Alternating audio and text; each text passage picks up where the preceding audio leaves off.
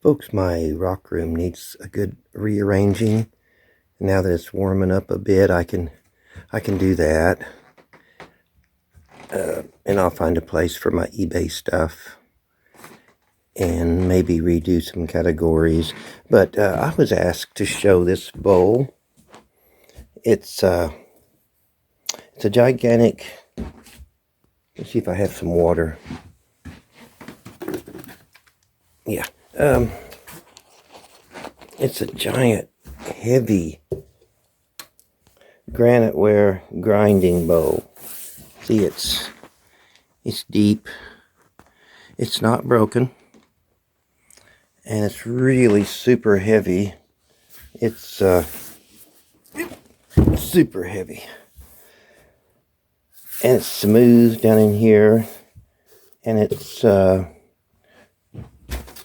wasn't prepared. It's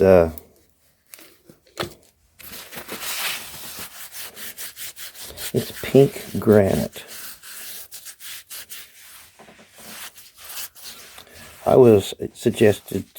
Someone suggested one time to put an oil on it and it would make it look more pink or whatever, but I don't like to put oil because I know that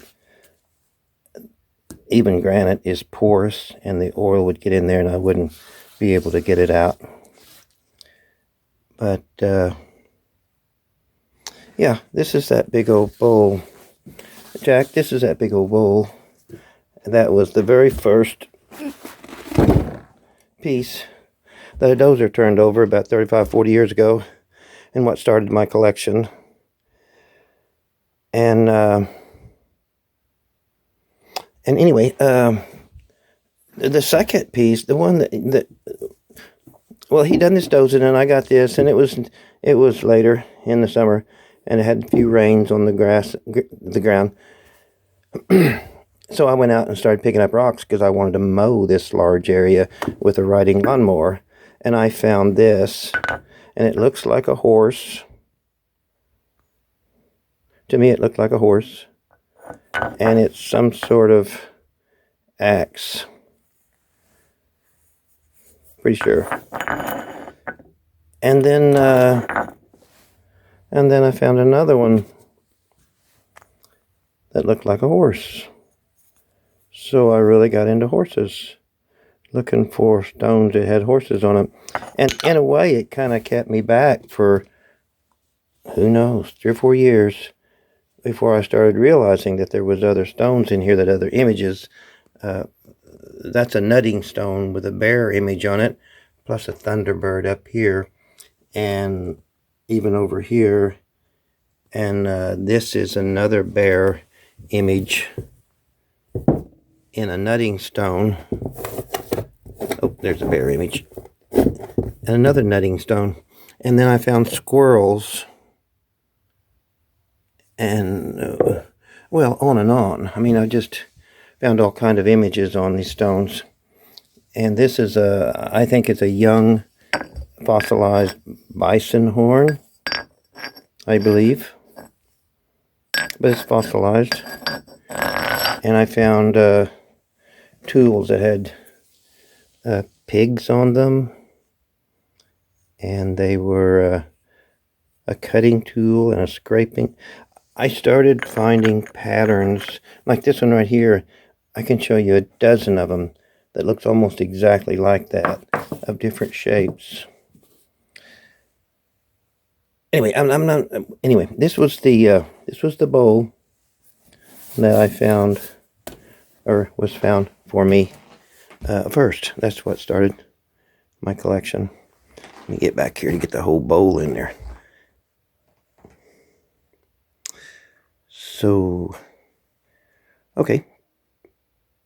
I don't think I've ever really showed that in 3 years or 4 years. I've been doing videos. I've never, I don't know, I wasn't even thinking until someone said, hey, show me that bowl. So, and there it is.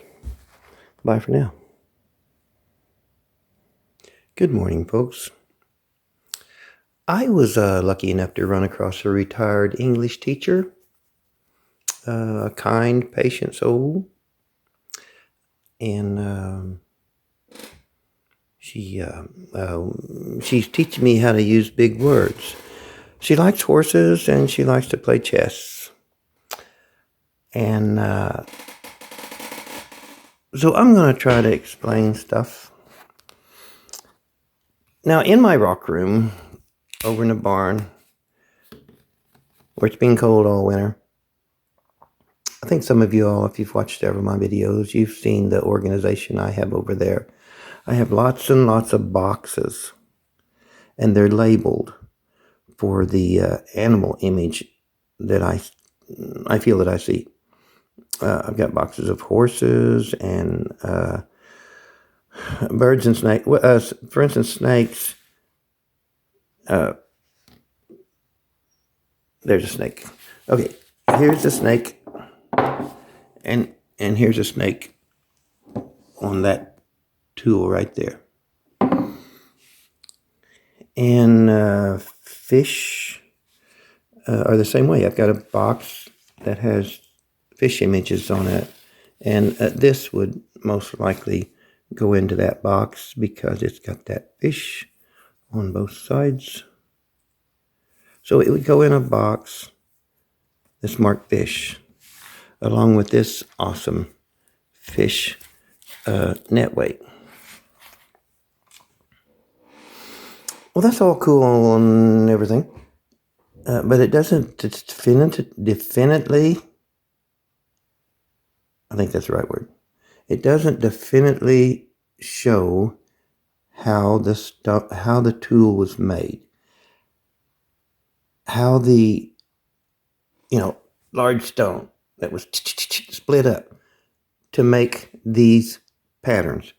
And these patterns are just they repeat. A large stone, small stone, they're repeated patterns. And that's my thing. That's what I'm after. I want to know how the larger stone was split in such a way to give so many exact, definitely patterns or something. Anyway, but this is just an example. These are just examples. There's many more categories, labeled boxes over there. For instance, these are stones that was used for mixing color. That's sort of a gray color. They're used for mixing color. I mean, the evidence is right there. And this is one for mixing red, a little handheld thing that you could paint out of and stuff. And these I've shown, they have this same type of pattern that's repeated over and over again on different sizes of stone.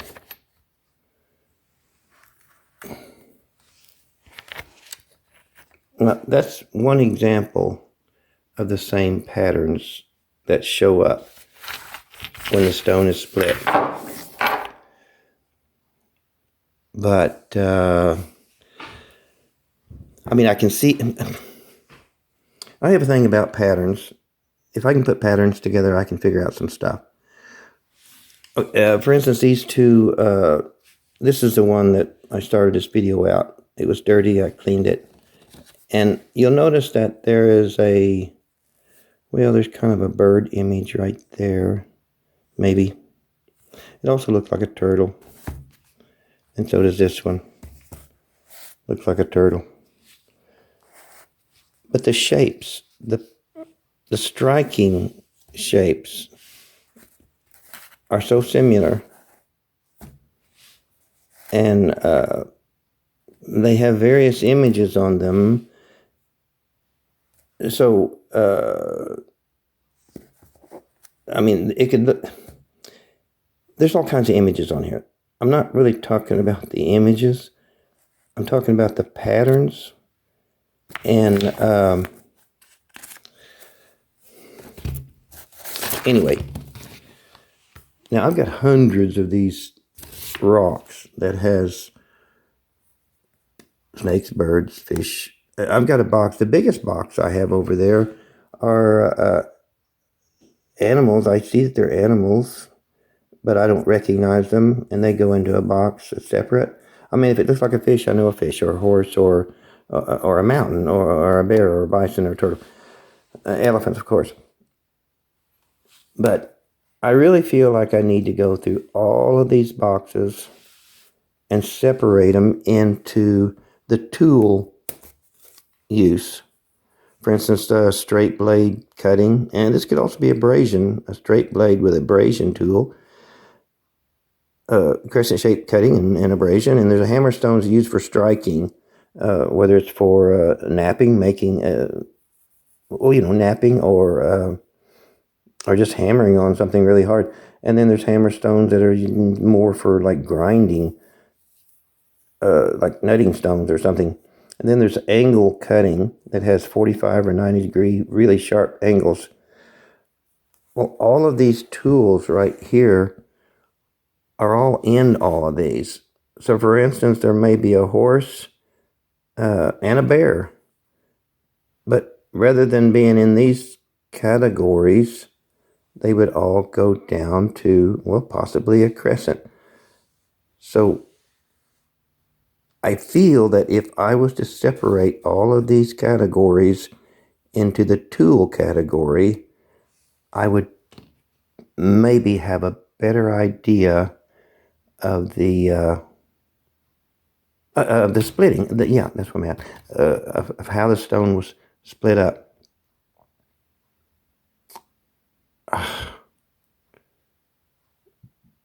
Anyway, it's starting to warm up, and I'll get out in the rock room for long and maybe do this.